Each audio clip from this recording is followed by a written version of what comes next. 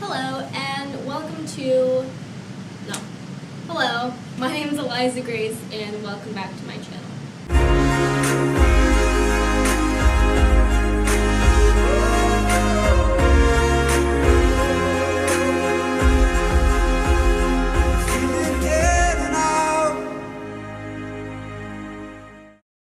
So this is my little series called Living Lost, is what I decided to call it.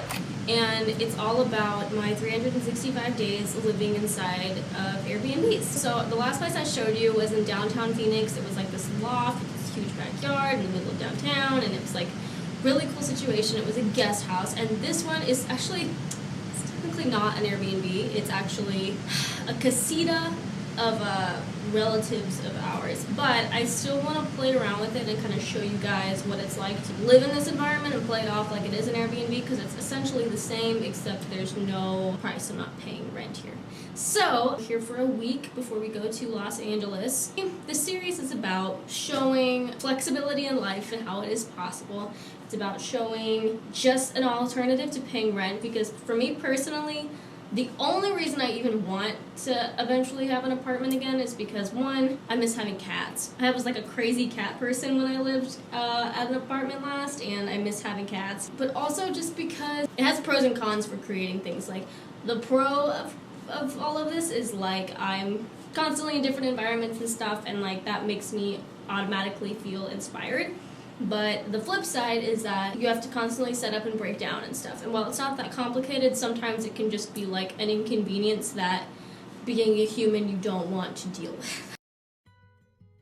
So, anyway, today I'm recording a feature, and I'm going to show you guys kind of my setup. So yeah, that's what I'm going to do. Let's get started. You can see that we've already made storage there. This is where Cameron typically works. He'll chill out here, and he works from like 3 p.m. to 5 a.m. right now. And he works here, and he has this like trash can computer thing that has everything that he needs on it. His whole setup fits in this tiny ass suitcase. I wish I could show it to you, but he's actually working inside right now. And then he uses the TV as a monitor. So the only downside of this is that I never get to watch TV, but I don't really need that anyway. I showed you all this before, but this is my mobile setup. A microphone, pop filter, my headphones, interface, 3 hard drives, because I have a lot of things, and my laptop. And all you have to do is it clamps onto different surfaces, and then you use this to tighten it, and also this to tighten it, and then this thing moves so you can just kind of adjust where you want the mic. To be honest, it's not that impressive, we'll just say that. It's nothing that you can't get at like Guitar Center or Amazon, like if we're being real. What I use this production for is not just so I can become a producer or an engineer. It's really just so I can make demos that are references for when I am working with a producer on a song, because I don't consider myself a producer, even though I have kind of co-produced some of the songs that you guys have heard, because I really just come up with the skeleton of a song. I think it's good to be familiar with production as an artist, because otherwise you're going to go into a studio and it's like I did on my first record. I had no idea how to translate what I wanted. I came in when I was making When Everything's Disturbed, and I had a acoustic guitar. I think that was it. I think I just had an acoustic guitar, and I came in and made When Everything's Disturbed with it. And to be honest, that record came out like nowhere near what I wanted it to sound like. And it was a really difficult writing process because I was 16, 15, something like that, and was working with a producer for the first time and had no idea how to tell him anything, like EQs or, I mean, I don't know that much about it anyway. Like I kind of just press buttons and then memorize what the buttons do. I don't really know why I'm pressing the buttons. Does that make sense? So yeah, so when I made that record, I had no idea how to translate what I was trying to accomplish. And even Wormwood was like that. And so the more you produce and the more you're familiar with that kind of thing, whether you can shadow people or watch YouTube tutorials, I feel like honestly being hands-on is the easiest way, and getting yourself familiar with that sort of thing is just going to help you a lot when it comes to writing a record. You become that person who only knows what you don't like, you don't know what you do like, and nobody wants to work with that kind of person. And I've been there. My setup, it's the bare minimum. It's just so I can, get paid when I do features, because I do features monthly for extra income. And it's also so I can, write whenever I want to. I'm basically just going to video myself recording this feature that I'm doing with this guy named Dear Me. You guys might be familiar with him. He's an artist from Nashville. And we're doing a collaboration together, and so he asked me to write pre-chorus today or this last week, but I was super late to getting it done, so I'm doing it today, and then I'm retracking everything just to make sure I give him like the best quality stems. Insider, isn't this fun? I wrote these lyrics and I can't tell if they're like really emo or not.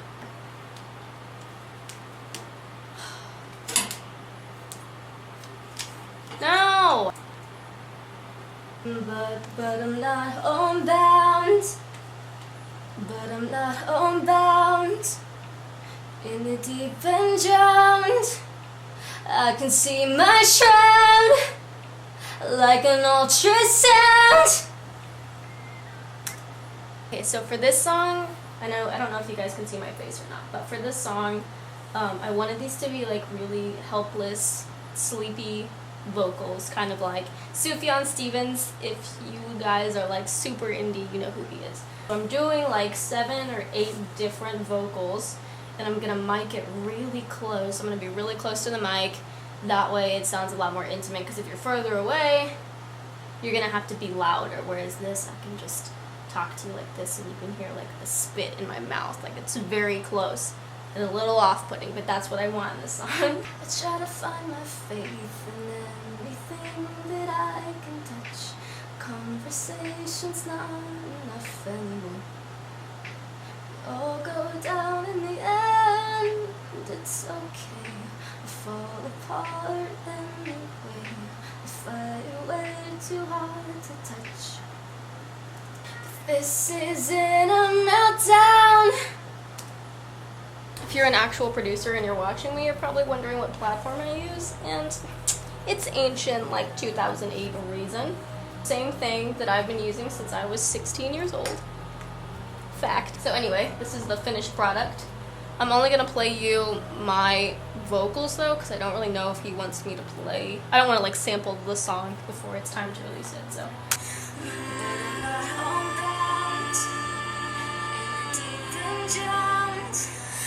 I can see my shroud like an ultrasound. This isn't a meltdown. I try to find my faith in anything that I can touch. Conversation's not enough anymore. We all go down in the end, and it's okay. I fall apart anyway. I fight way too hard to touch. So yeah, I'm gonna send him, I don't know why I'm telling you this, but I'm gonna send him like a WAV file, and then I'm gonna stem all of these out individually, and I'll take all of the effects off of them. So right now I just have reverb, and I tried to EQ it last night, but it didn't go very well, oops, and send everything to him dry, and then he'll mix it into his song whenever it comes out. So this is the kitchen. I feel like obligated to give you a tour of everything since it's my mini-series. Food, Keurig, fridge. My favorite part about this place though is the backyard.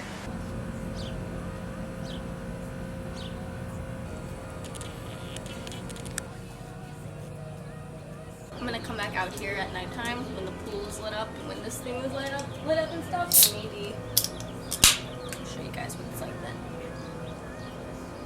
Because it's awesome.